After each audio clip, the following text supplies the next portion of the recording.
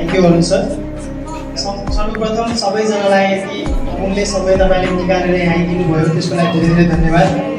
र यस woods education इन्स्टिट्युटमा सुरुदेखि लिएर अहिलेसम्म र अगाडि जति दिनसम्म तपाईँहरू हामीसँग जुड्नुहुन्छ, जुडिरहनु भयो, प्रत्यक्ष आएर प्रत्यक्ष रूपमा भएर हामीहरूको मद्दत गर्दै आउनुभयो, रुट्सको ग्रोथको लागि के गर्नुपर्ने कुराहरू थियो त्यो सबै गर्दै आउनुभयो, त्यसको लागि पनि धन्यवाद गर्न चाहन्छु।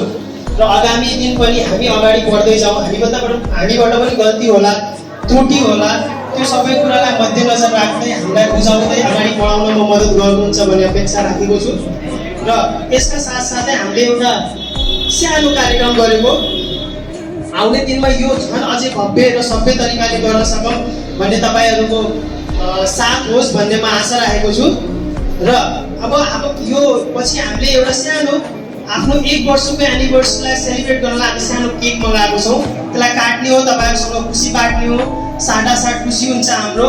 त्यसपछि त्यही खुसीलाई लिएर सम्झेर 1 वर्ष अझै मेहनत गरेर आजभन्दा अझै माथि लग्न पाऊँ यो रुट्सलाई भन्ने म आशा गर्दछु तपाईँ सबैसँग। यति भन्दै म आफ्नो वक्तव्य टुङ्ग्याउँछु। धन्यवाद।